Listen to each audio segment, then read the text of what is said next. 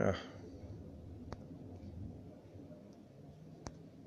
why has it done that? I'm so confused. I'm sorry. We're back. Anyway, yeah, we're back. So, this Periscope, man, this is the problem. If when I do a public scope and Periscope freezes and I come in again, I lose followers because a lot of people get annoyed with the constant comment. So I'm going to have to ask more people to join, ask to share, and then ask to follow, and then I'm going to see how we go. So I have to combat the losing of people with the freezing Periscopes. Anyway, if it freezes again, then we're done. I'm going to try and get this story out. So she said to me, I can't tell whether you're just going to say or whether you realize that if I give you a password, you're not supposed to share it with other people. And I said, no, I knew. And she said, well, the thing is, how can I tell the difference between things that you know and things that you don't, so that I can either explain it to you so that we don't have a fight, when you don't understand my reaction. And I said to her, well, you don't know, and that's the learning process for both of us, me as the autist, you as the mother of an autist. And I said to her, the reason I know is because of one particular thing that happened to me when I was very young with my brother. And what happened was I would give my brother all my passwords because I thought passwords were annoying, because I didn't realize that people will want to hack into your accounts. Because in my head, I'm like, well, if that's not my account, I don't touch it. I don't have a desire or even think of the possibility of trying to get to someone's account. So that's why I always thought passwords were stupid. And so I gave my brother my passwords, but he didn't want them, and he would not give me his passwords back. And I got really upset because I'm like, why are you hiding it from me? What do you have to hide? And we had a big fight over that. Now, ultimately, it got out in the fight that he said that if I had your passwords and someone threatened me to give them your passwords, the only way to protect you from that is for me to not actually know your passwords. And that logical reason for having passwords was what made me realize from a young age to never share my password or want my brother's passwords. And that was it. And so that's why we come back to the future, and why I was able to know not to share passwords, and why my mother didn't know that I knew. Because once again, it is not intuitive to know these things as the autist, because we don't have the idea of hiding or saying things that we don't mean or thinking of taking something that's not ours. Like, none of that stuff even comes to the head, right? In like 99.9% of cases. And so we don't think that someone else would do that, because we don't think like that. So you have to remind yourself. And so from now on, when there's a situation, my mother assumes something, she knows now not to assume it, but she's also worried to bring up something that I may know. And this is exactly what I was saying about the autist, about the inability to abstract across equivalence classes. So for example, I never knew that you can't share something that someone tells you, right? If someone just shares something with me and they don't tell me it's a secret, my brain doesn't put it into the secret side of the head, and then I just share it, right? And not for everything, because I've learnt like over the years that there are some cases, but it's not a rule that I can put across every situation. So if someone has to tell me this is a secret, bang, it's done. It doesn't even go anywhere, right? But if they don't say that, then it's just free information. Anyway, that's all I had to say. Let's bring the chats back. Love these. I still think passwords are stupid. Did you read the Brax DMs? I did read yours. Yes, I did. Thank you. And I changed them all to private after you told me that. Yeah.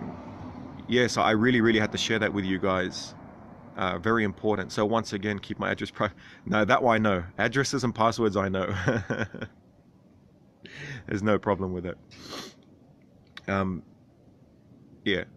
And that's exactly the point, right? Where you know the rules. Likewise, me. You know the rules, but you don't know the rules across a broad range of any particular domain, right? You only know specific rules. So do not give passwords to anyone. That's number one, right? But that doesn't mean that you don't give keys to anyone. Oh, thank you, Fancy Flock. I saw your video today. You are, as most people here, a very beautiful human being. Quite interesting for me to understand. Thanks. My pleasure. So now, what's the Syriac speech? Thanks for the shout out. The upcoming iOS change that's coming. Not completely, but I just assume that everything is hackable. So I don't, people say to me, Brax is secure. I don't believe that for a second.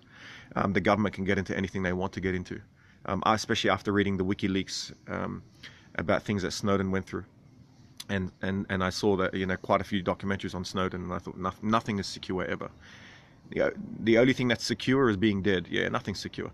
All right, now I'm going to tell you everything's hackable. Now I'm going to tell you another story which is related to the password story. So I'm going to hide your chats again. Okay. So the password story shows you that I now know not to give people passwords, but not keys. Now, any regular human would know not to give keys as well, but my brain did not associate keys and passwords in the same category. So here's a story. I had a friend of mine. That sounds like an iX 350. Yeah, Lexus. Petrol, 250 brake horsepower, V6. So, or actually I think it's 300 brake horsepower, maybe these days. So this guy who's no longer my friend and turned out to be a real jerk off, and a thief and a criminal, but we won't get into that. He owned a Lamborghini, right? And I'm not going to say how or where, because none of that's important, right, for this story. And someone came to me, and I had the keys because I looked after the car. And someone came to me and said, hey, and this was supposedly someone I thought was a friend, because my brain's like, if someone talks to me, I think they're my friend, right? Which is very naive, and I've learned to try to think not to do that. So he comes up to me and says, can I borrow the keys, because there's a guy who wants to buy the car. And I said, sure. So I threw him the keys. And in my head, I'm like he asked for the keys. There's a guy who wants a car, give him the keys. And that's how my brain works. If someone says this is blue, then it's blue. Like, I don't think anything else. It turns out he didn't come back with the car. Anyway, it turns out that he was related to the landlord in the building I used to be in before my company collapsed. And he wanted to extort me for the money that was owed on the rent, even though legally I didn't own it, because when a company collapses, legally, as you guys know, you don't have to pay the money in certain circumstances.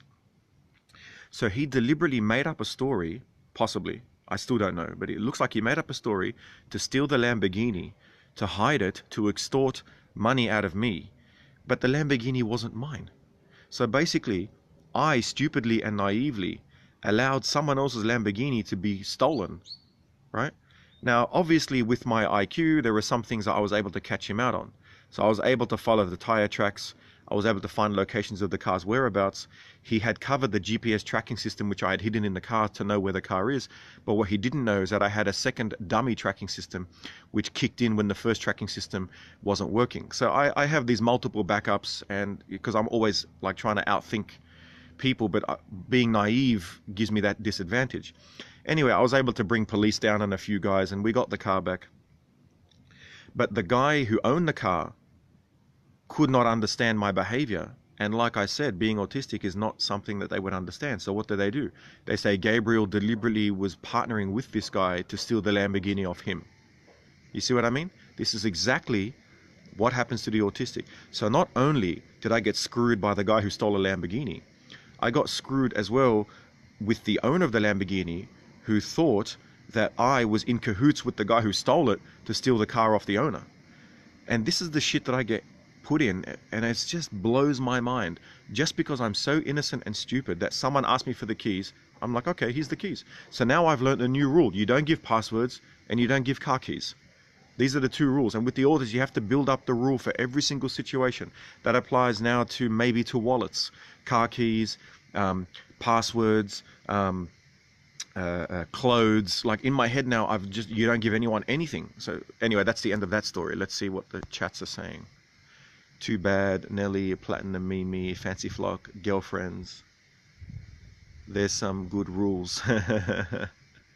So these are the little rules. These are these scopes are part of the thousands of scopes that will represent all of the rules in my head that I've learnt, that I need to share with you guys, so that when you know someone who's an autist, this is how they think, right? And so number one, it's important not to misunderstand them, so that you don't turn them into the enemy when they're not, when they're genuinely just really innocent. And the second one is so that you can teach them how to act so that you save them from going through all the headaches that I went through, right? May relate to other life experiences. What reason did he give for wanting the car? Oh, he said that he had a friend of his who wants to buy it because the car was for sale. Never assume. Well, the thing is, you can't assume until you know you're assuming. So when he asked me, my brain didn't even think that there was something else. He said, I have a guy who wants a car, pass me the key. I said, yeah. So there was no room in my brain to think that that there could even be another reason. Yeah, because my brain and the autist brain does not naturally see deception. All right, so now what happens with the autist is that when one person, here's another important rule. When the autist gets deceived, they now don't know who to trust at all. So now they think, yeah, a million rules coming. They now think, like, after he deceived me, I then realized, hold on, maybe everyone deceives me. Maybe when someone asks me if I want milk, they're deceiving me.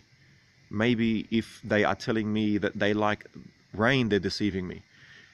Maybe if they say hello, they're deceiving me. I don't know who's deceiving me anymore. That's right. So the autist becomes very scared, and then you just sit. That was the year that I sat at home and didn't know what to do. So I didn't hang out with people at all. I just sat on my own for a year, almost a year. I sat on my own. I almost never left the house because I couldn't understand. Oh my God, if I talk to people, what's actually going on? Always a pleasure, Parent Dome, the Dome Father. I was talking about you in my last scope, actually. That was the one, creativity versus systemization. All right, I got to go. I got to go to Gabversity. But once again, another Mind Equals Blown podcast. Whom we trust. Yeah. Did you have one trusted advisor to filter through these things? No. No, I didn't even know. This was before I was diagnosed. I didn't even know I was autistic at the time. Yeah, you too, my brother. Always, man. Always a pleasure. Mr. Methodical, man. That's the Dome Father and Mr. Methodical are one and the same. Yeah. All right. Well, without any other questions, I'm going to head off to Gabversity and do some quantum mechanics. All right, guys. Always a pleasure, man. Lovely to see you. Bye-bye.